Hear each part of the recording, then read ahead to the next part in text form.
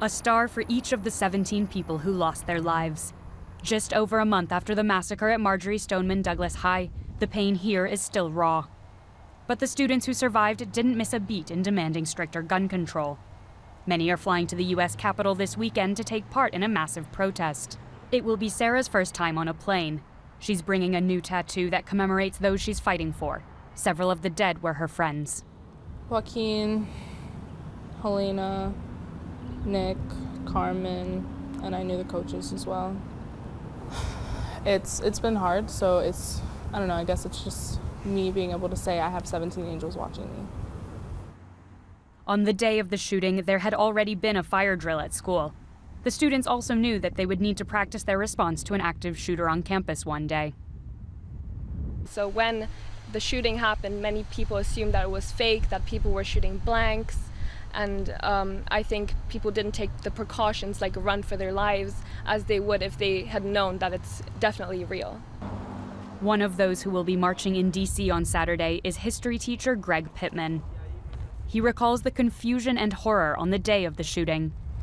And as I was walking with the students there, another teacher came running up to me and said, Greg, these shots, these are real shots. And so I looked at him like, what? And so we're looking for a shooter. We don't know what the shooter looks like. We're looking for guns. And we're all very concerned with our students and just trying to figure out what to do next. The students hid in their classrooms in silence, hoping the shooter would pass. As they waited, other students sent videos of gun smoke filling classrooms and their classmates bleeding on the ground. A few weeks after the massacre, thanks largely in part to the activism of students here at Marjory Stoneman Douglas High, Florida State passed a raft of new gun control measures. They include things like raising the minimum age at which you can buy a firearm from 18 to 21. However, they also include a controversial new provision that would arm some teachers in school. But teachers here don't think they should have to decide when to shoot a child, even when one has a gun. They want to know who will provide them with training and who will pay for it.